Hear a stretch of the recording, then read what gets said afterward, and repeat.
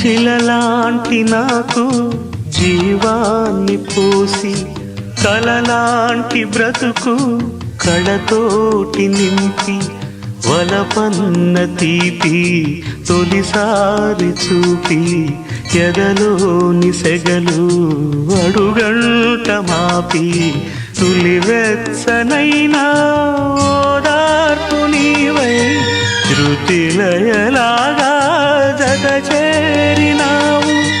నువ్వులేని నన్ను హింసలేను, నా వేదనంతా నివేదించలేను. అమరం అఖిలం మన ప్రేమ